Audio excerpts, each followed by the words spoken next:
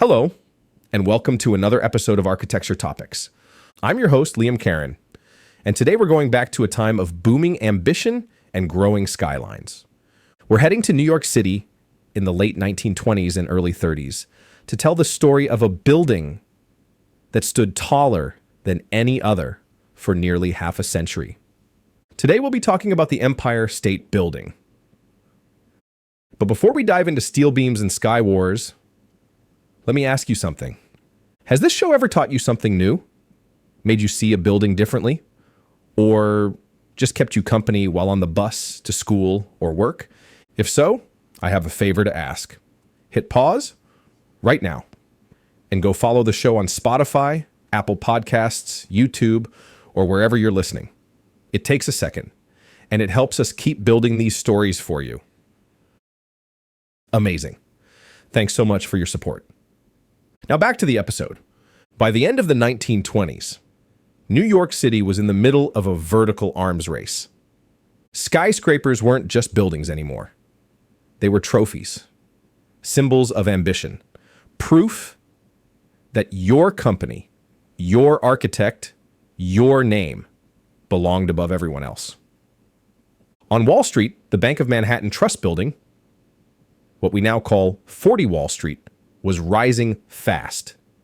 And for a moment, it seemed destined to become the tallest building in the world. But up in Midtown, another tower was quietly taking shape. The Chrysler Building. It had money, speed, and perhaps most importantly, a secret weapon. Architect William Van Allen had designed a stainless steel spire in total secrecy. This spire could be assembled and hoisted into place in just 90 minutes, pushing the Chrysler's height to 1,046 feet or 319 meters. And it worked. When that spire rose in late 1929, it made headlines around the world. The Chrysler Building was the new king of the skyline and the tallest building in the world. But it didn't hold the crown for long. Enter John Jacob Raskob, the former vice president of General Motors, and Alfred Emanuel Smith, the former governor of New York. Raskob had money. Smith had political clout. And they both had something to prove. Raskob had left GM after a bitter power struggle. And Smith had just lost the presidential election to Herbert Hoover. So neither of them was in the mood to play second fiddle. It was in this context that they got together and did what titans of industry do when they feel underestimated. They aimed higher, literally. In 1929, they set their sights on a plot of land at 34th Street and 5th Avenue, the former site of the old Waldorf Astoria Hotel, and declared they would build the tallest building on Earth. Not just a bit taller than the Chrysler Building, but something unbeatably taller. They hired the architectural firm Shreve, Lamb, and Harmon and gave them a clear brief. Whatever you design, make sure no one can top it. The architects got to work and soon came back with a sleek design stripped of excessive ornamentation, where every line pulled the eye upward. A clean, tapering shaft of stone and steel, topped with a narrow crown. But even with those plans, the margin was too close. The Chrysler Building had set the bar dangerously high, and Van Allen had already proven how easily a last-minute spire could steal the spotlight. So Raskob and Smith made a decision that was as theatrical as it was structural. They added a mast, but not just for height, also for headlines. The mast was pitched as a docking port for airships. The idea was that transatlantic zeppelins would glide into Manhattan, attach themselves to the top of the building, and load and unload passengers. It was bold, it was futuristic, and it was completely impractical. But it made great press, and it locked in the height record. Now keep in mind, the mast you see today isn't quite what they originally built. The first version was shorter and chunkier, designed with mooring equipment in mind. The slender, needle-like silhouette we know today came later, in the 1950s, when a tall television antenna was added to the top. With the mast now part of the plan, Shreve, Lamb, and Harmon had their marching orders. But the Empire State Building wasn't just going to be tall. The investment that had to be made to make it a reality was huge. So the building also had to be buildable and rentable, and it needed to happen fast. That meant planning every detail from materials to logistics. The final design settled on a steel skeleton wrapped in Indiana limestone and granite. It wasn't flashy, not like the gleaming chrome of the Chrysler Building, but it had a kind of muscular elegance, a quiet confidence. Stylistically, it belonged to the streamlined Art Deco movement. Sleek, minimal, and focused on verticality, with unbroken lines that pulled the eye skyward, clean edges, sharp rhythm, and a monumental scale. And the engineering behind it? That's where things got wild. As I mentioned, the building had to be built fast to generate income from tenants. If it was delayed or extended for too long, the entire project risked running out of funds and failing, big and publicly. The stakes were high. The team partnered with the general contractors Starrett Brothers and Eakin, who brought in a team of specialists, including many men who had worked on the Chrysler Building. From the beginning, they approached the job like a military operation. Everything was scheduled to the minute. Materials were ordered before the blueprints were even finalized. Trucks delivered steel, concrete, and facade panels in precise order, and nothing ever sat idle on the street. It went straight from truck to hoist to worker. They used just-in-time delivery decades before the term existed. Inside the tower, the core was designed around 64 high-speed elevators organized by zones to move people efficiently through 102 floors. The frame itself used a modular steel system with pre-cut, pre-drilled beams assembled like a giant vertical kit. It was industrial architecture combined with precision timing. The plan was clear and ready to execute. Demolition on the old Waldorf Astoria began in October of 1929.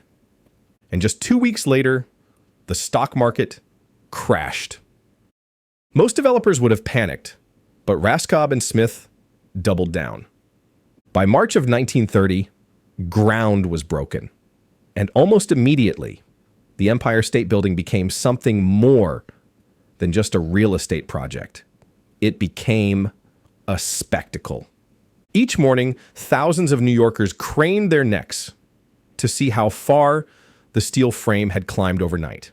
Newspapers published daily floor counts like sports scores, and visitors paid 5 cents to peek through a telescopic viewer from a nearby rooftop just to watch the thing grow. At the peak, over 3,400 workers swarmed the site. Many of them were immigrants. Some were Great War veterans, and a significant number were Mohawk ironworkers, famed for their balance and fearlessness on high steel. The conditions were brutal.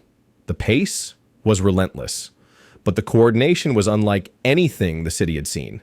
Still, for all the precision and discipline, danger was part of the job. At least 5 workers died during construction, a number surprisingly low for the time, but a reminder of the risks they faced every day. No harnesses, no hard hats, just men walking beams in the sky, often in wind and rain, with little more than instinct and steel nerves to keep them alive. At one point, the crew was adding 4.5 stories per week, faster than anyone thought possible. Crews would bolt down steel beams while masons were laying brick and stone just a few floors below, and electricians and plumbers followed close behind. It was like a vertical assembly line, with each trade moving in sync, floor by floor, like choreography. And the numbers? They still sound impossible. 10 million bricks, 57,000 tons of steel, 6,500 windows, and all with none of the technology we know today. No prefab towers, no computers, just grit, planning, and human precision. Construction moved so fast that the frame topped out in just 6 months. By September of 1930, the basic structure was done. Then came the cladding, the interiors, and the finishing touches. And on May 1st, 1931, just 410 days after construction began, the Empire State Building officially opened its doors. It was finished ahead of schedule and under budget. A huge success, right? Well, up to this point, yes. But what awaited them was not the roaring success they had imagined. When the Empire State Building opened its doors on May 1st, 1931, it stood as the tallest building in the world, a shimmering symbol of ambition and engineering, perched 1,250 feet, or 381 meters, above Manhattan. But the timing could not have been worse. The Great Depression was in full swing.